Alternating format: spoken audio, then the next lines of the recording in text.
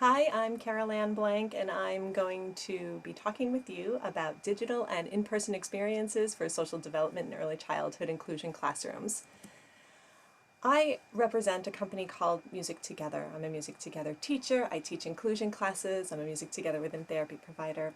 And I want to tell you a little bit about why this is, how we come to understand how social development can be addressed through music and especially in inclusion classrooms. Music Together is an early childhood movement and music program for children birth through age 8. Our in-school program has been successfully offered in person for 15 years and online throughout the COVID-19 worldwide pandemic. We have a philosophical orientation toward inclusive practices. We have a non-performance oriented approach. We're not looking to create stellar musicians before the age of 5. We are looking to give children a full grounding in music making experiences. We presume competence. Our approach is developed and embedded in relationship and play-based focus. And we have a practice of accepting and including all of our learners in every experience that we have.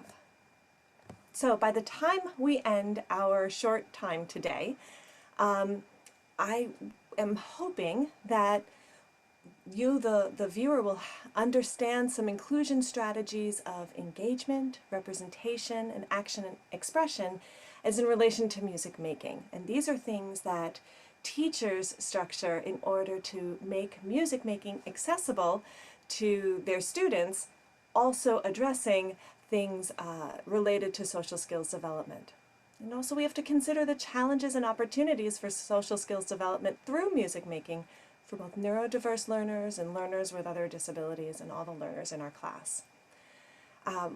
And hopefully you'll feel more confident in describing inclusive implementation practices for both in-person and online music making, and be able to feel confident to make some informed choices about the many, many resources that have been created. Here we go. Quick review of social development. So we are social animals, and children develop these skills of relating and communicating within the context of their families, their schools, and their communities. And when one area of family life or community life is disrupted and impacts the child through perhaps poverty or chronic stress, I don't know, being in a global pandemic might be chronic stress inducing, some of these skills of social development can be disrupted. So, so social development concerns don't occur solely for children who are neurodiverse or who have other disabilities. This really is a concern for all of us. And social development is influenced by the kind of learning environment the child is engaging in. Early on, when online learning became the primary mode of learning, the National Association for the Education of Young Children provided some guidelines and a position statement on screen time, and these are some bullets from that. So effective uses of technology and media are active, hands-on, engaging, and empowering. They give the child control and provide adaptive scaffolds, so different ways to approach the information and learn it. And it's one of many supports of learning, so screen time shouldn't be the only thing that we use to learn. It is a tool to explore, create, solve, make decisions, and screen time, to be effective, should connect on and off-screen activities, and it also should connect children with their adults. Now, early childhood inclusion classrooms in online learning often have at home the parent being with them at least a portion of the time, and this is an opportunity for music makers to to parlay the adult into music making, and it becomes a very important part of our work. So between 3 and 5 years, which is the target group we're talking about, children are developing these social developmental milestones. There's interactive play, there's pretend play, there's an increased ability to share, increased independence, in an interest in others outside the family. They're beginning to be able to negotiate solutions and establish and agree to rules. So these are all the skills, and how does music making support these developmental milestones? Here how. So music, an intentional engagement in music making activities can assist with self-regulation, self-confidence and self-expression, leadership skills, group process, and social competence.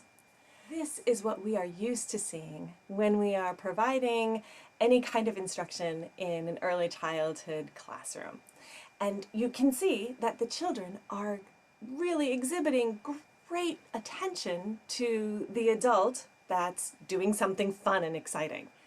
We have 2 guys in the back who are getting a little bit of support by their teacher because maybe they need to wiggle a little more. Maybe sitting is not their primary mode of being able to be focused. And they are still providing and giving attention to what's happening in the room. So let's talk a little bit about what it means to be a learner who needs to move. So some children require proprioceptive input, or the ability to stand and wiggle, or maybe a gentle hand on their shoulder. Proprioceptive input is the sort of ability to understand how much force your body needs in order to complete an action. It's kind of like, well, it is, the difference between pushing a heavy grocery cart and pushing a light grocery cart. Your tendons and nerves and bones all send signals up to your brain to help your brain know, oh, I don't need so much force, or I need more force to complete this action. Children who need a little more proprioceptive input to feel comfortable in their bodies may need to stand so they can feel rooted on the ground. They may need to stretch or push something heavy for a little bit so that they can feel calmer in their bodies. Or maybe they even just have a friendly hand sort of resting on their shoulder to give them a little sense of grounding. Their movement's not restricted. They're still able to pay attention. In an online learning situation, for children for whom joint attention is a strong skill, then being able to look at a screen or look away and look at a screen and look away and do this and can be fine. Could be challenging even for our young ones, but for children for whom joint attention is already a concern, then being able to be up and moving around and then only come back every so often, visually referencing the teacher, could be a fine expression of them paying enough attention to get the information that you are experiencing or that you're expressing to them. So in universal designs for learning, that's the accommodation, the adaptation, the inclusion, there are some guideposts for us as structures of learning to consider while we are planning our experiences for our students. The first one is engagement, the second is representation, and the third is action and expression. And these are all found at udlguidelines.cast.org. This is a free resource. It is very dense, and I encourage you to take some time to look through it.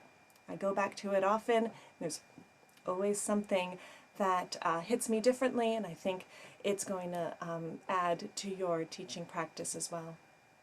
So on one hand, engagement. We have to remember that our children have individual differences. They may or may not prefer group or individual expression. Working in groups or working individually, that we have strengths in different ways.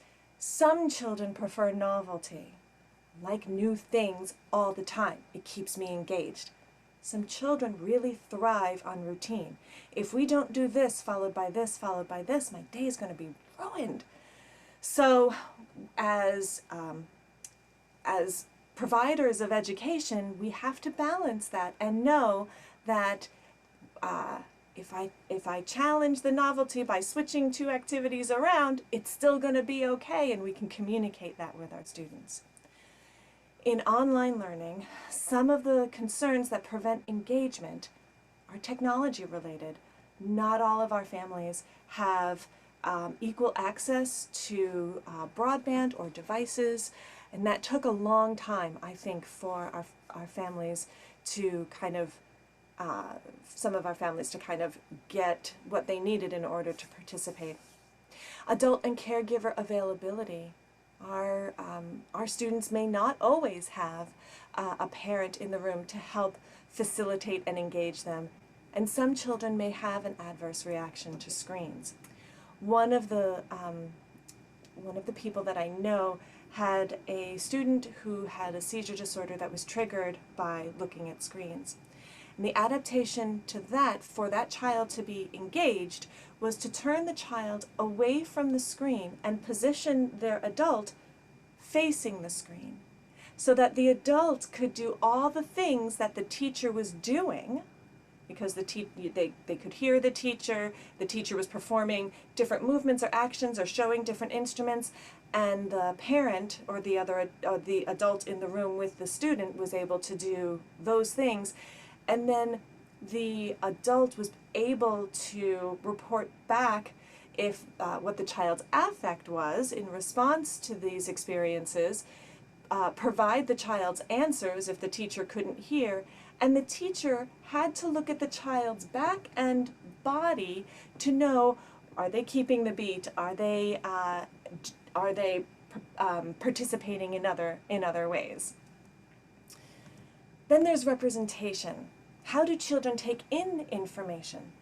So teachers have to be concerned about whether or not our students are visual learners. Are they AAC users? Are they tactile learners? Do they need fidgetables in order to learn? Some of the things that prevented engagement during the early parts of the pandemic were access to the materials that support the child's learning style. It took a little while for maybe parents to gather them themselves, or for schools to give them to the parents. There are also systemic limits that dictate how children communicate their learning. If your school had a requirement that a student provide their eye contact and be in front of the screen the entire time, and that's not how they can communicate their learning, they may need to communicate it in different ways, then that would be a systemic limit that would need to be addressed by other means. But it definitely can impact a child in how they engage.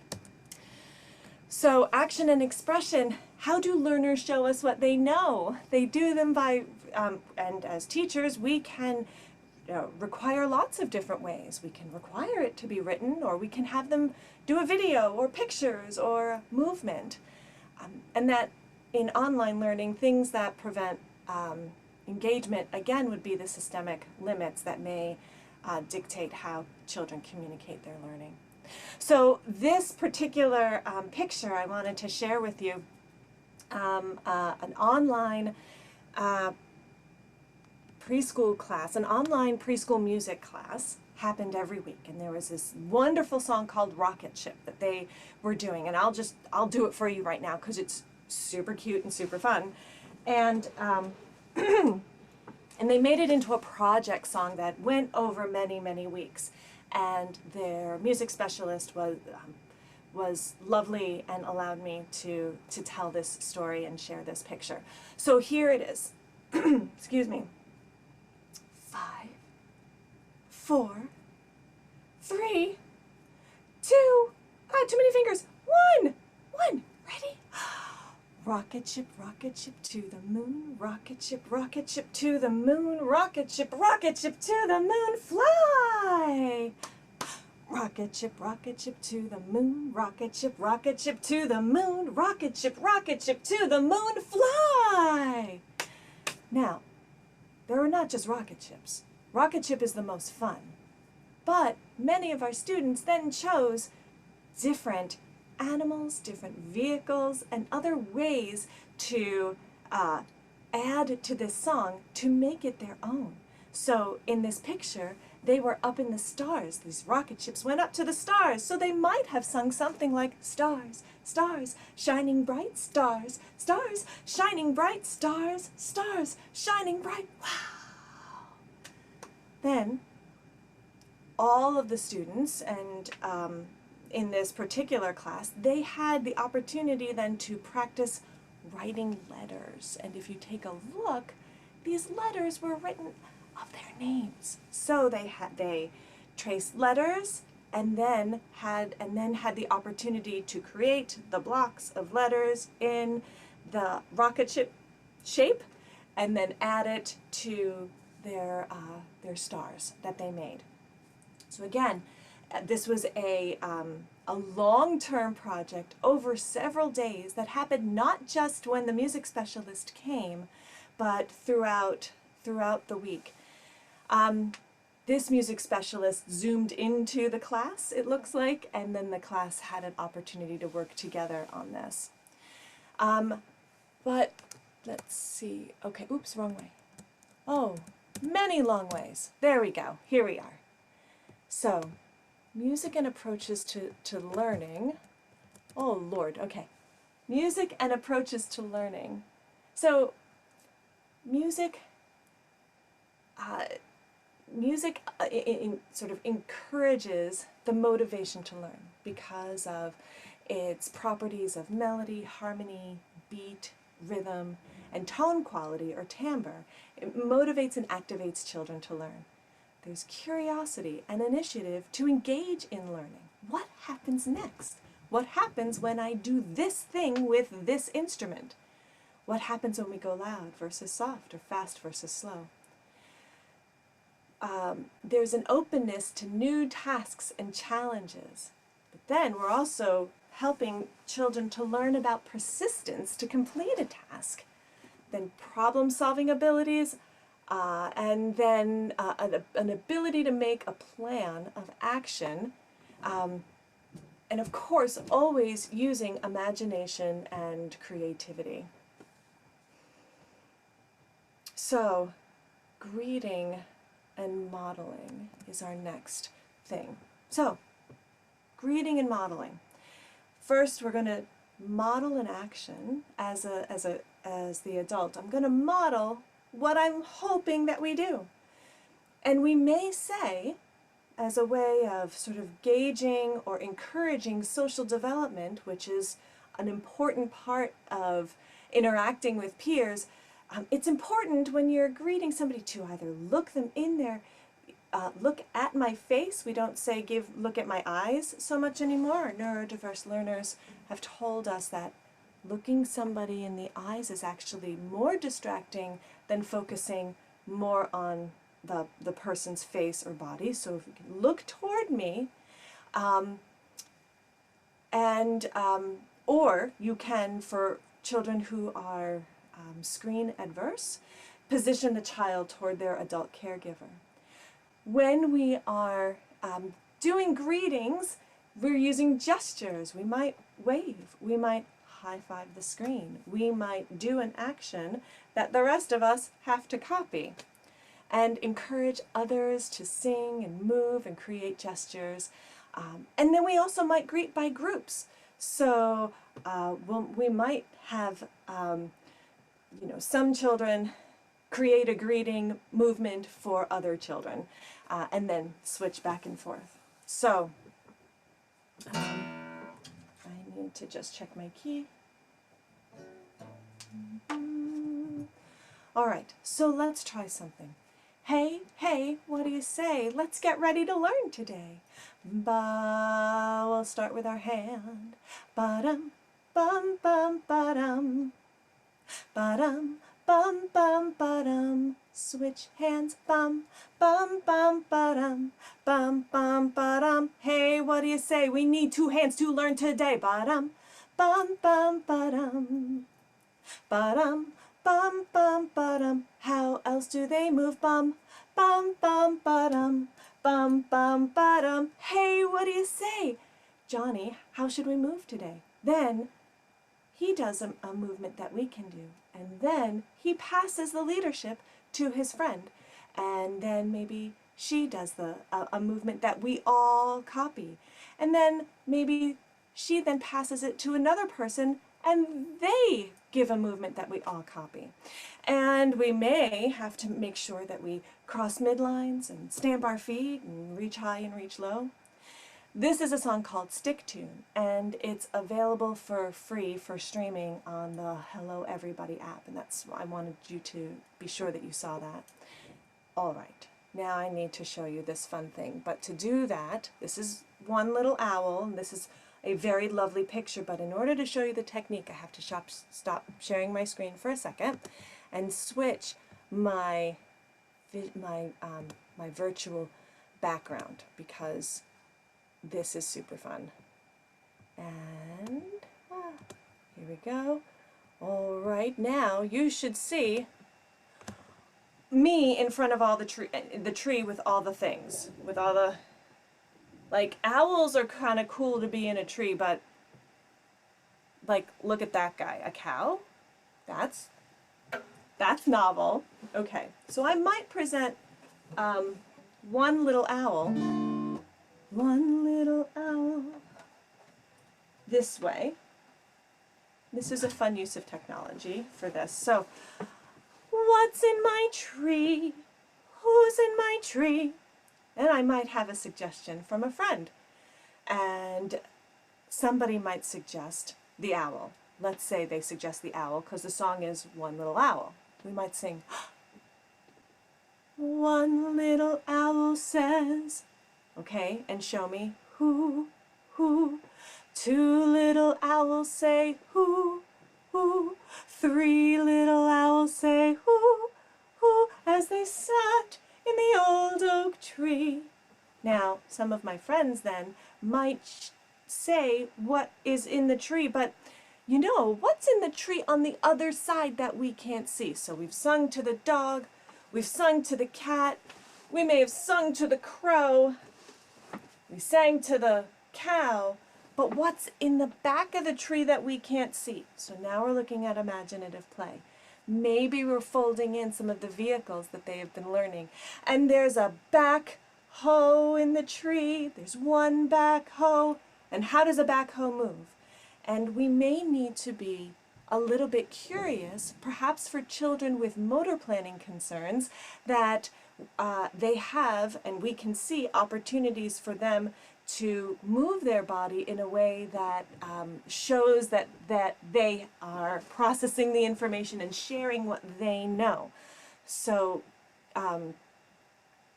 these are some of the ways. Now, I do have to say that for some children with visual perception concerns, this is not a good picture, because there may be some, well, for one thing, green screen can be tricky for some of our learners. As soon as my arm goes away, that might be upsetting.